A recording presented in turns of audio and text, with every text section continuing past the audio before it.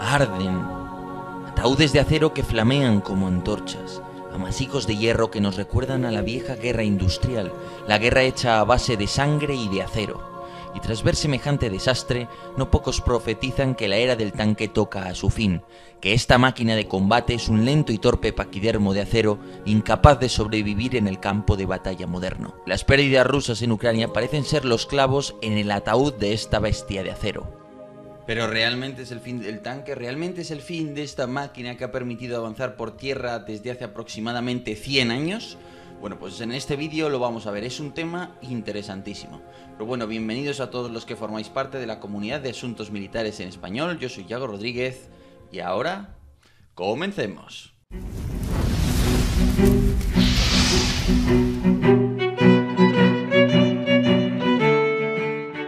El tanque se diseñó en la Primera Guerra Mundial para romper el estancamiento del frente occidental. Solo 20 años después, en plena Segunda Guerra Mundial, este ingenio se tornó en el protagonista de la conflagración que estremeció el mundo de nuestros abuelos. Desde entonces, el tanque nunca o casi nunca ha dejado de estar presente. Pero si hasta los norvietnamitas lanzaban ofensivas con blindados en la medida en la que su jungla se lo permitía. Pero si hasta los azeríes tuvieron que tomar el Nagorno-Karabaj entrando por tierra y usando blindados. Pero si hasta los ucranianos combaten usando sus tanques siempre que pueden. Pero si hasta Israel utiliza sus Merkava en combate urbano. Y sin embargo, aún recuerdo cuando en el mercado negro de Siria observé la venta de cohetes antitanque PG-7 de distintas versiones por un coste de 85 a 150 dólares la pieza. Joder, pero si un Leopard 2 A7V nuevecito cuesta muchos millones de euros, pero puede ser inmovilizado por una PG-7 que impacte en el lugar adecuado. ¿Por qué fundirse tanto dinero en este bichejo de acero? No en vano, durante el conflicto en Siria veíamos como las torres de los T-72 saltaban como los corchos de una botella de champán. Y por eso daba la sensación de que muchísimos blindados estaban siendo destruidos. Y efectivamente, las estadísticas de posguerra nos indican que bastante más de 1000 blindados fueron destruidos durante el conflicto. Y ahora me viene a la mente otra cosa. Pese a que todos veíamos volar a los tanques sirios por los aires, el precio de salida de un Vetusto T-55, un diseño obsoleto que data del fin de la Segunda Guerra Mundial, era de 130.000 dólares. El libre mercado en Siria ha dictado sentencia. ¿Por qué gastarse sus escasos dólares en un tanque si, según algunos, es tan vulnerable? Bien, dicho esto, regresemos a la guerra de Ucrania, que es la que nos ocupa. ¿Cuál ha sido el medio defensivo en el que Ucrania y sus aliados han puesto todo el énfasis? Si has pensado en los medios antitanque, bingo, has acertado. Un misil, una bazooka, son elementos muy baratos. Una bazooka antigua puede costarte del orden de unos pocos miles de dólares el lanzador y unos pocos cientos de dólares el cohete. Una más moderna pueden llegar a costar, en el caso por ejemplo del NLO que están utilizando los ucranianos, hasta 30.000 libras cada misil desechable, ¿no? Un misil antitanque pues puede elevarse a bastante más, ¿no? Un Javelin puede costar más de 100.000 dólares. Por tanto, son armas ciertamente con un precio elevado. No obstante, igualmente cierto es que un tanque moderno viene a costar varios millones de euros, por ejemplo en el caso de un Leopardo 2 bastante moderno. Por tanto, aparentemente diríamos que el misil antitanque es mucho más efectivo. Sin embargo, si nos planteamos la historia, vemos que siempre atacar es más costoso que defender, ¿no? Por ejemplo, cuando un acorazado o un crucero de guerra a principios del siglo XX tenía que atacar una costa y se enfrentaba a unas baterías de costa, que apenas eran cañones emplazados precisamente sobre una colina junto al mar, por ejemplo, pues vemos que esas baterías de costa también eran mucho más baratas que el acorazado. O vemos que el piquero que se enfrentaba al caballero medieval con toda su coraza, con toda la logística de ese peso extra que llevaba, con su armadura, con sus elementos tan pesados para proteger al caballo, pues era mucho más costoso que ese piquero que llevaba un peto, algo de armadura quizás y una pica que en el fondo es un palo largo, ¿no? Por tanto, ahí vemos que realmente esto no es tan indicativo. Normalmente es que el ataque es más costoso que la defensa, pero se supone que el que ataca suele ser más rico y por tanto, por así decirlo, se lo puede permitir. ¿Y los ucranianos no creéis que se han quedado atrás? Los ucranianos se han dedicado a fabricar misiles antitanque a toda velocidad. Aquí tenemos un par de ejemplos. A vuestra izquierda, aquí tenéis al famoso Corsair. Y a vuestra derecha, aquí tenéis al Stugnape, los dos fabricados en Ucrania, los dos diseñados en Ucrania, los dos no llevan ni un componente ruso.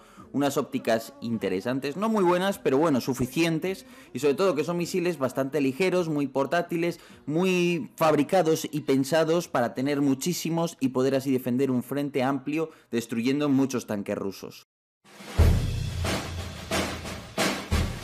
Así que la cuestión aquí sería, si los tanques están obsoletos y ya no sirven, está claro que los ucranianos han planteado mal las cosas.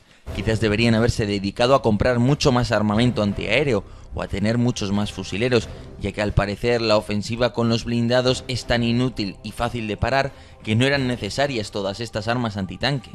O en vez de pensar en la tontería anterior, podemos pensar que el blindado es el principal medio ofensivo terrestre, el único que te permite grandes avances en poco tiempo, y que precisamente por eso Ucrania y sus aliados han decidido centrarse en la defensa antitanque.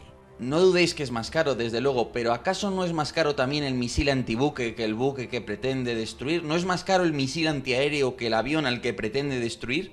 ¿Y no es cierto, sin embargo, que merece la pena tener una aviación?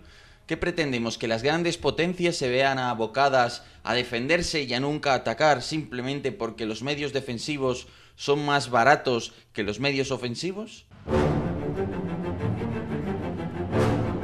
Ser el que ataca implica algo. Usualmente el que ataca posee mayor riqueza en su nación, lo que a su vez se traduce en medios ofensivos, que a su vez suelen ser más caros.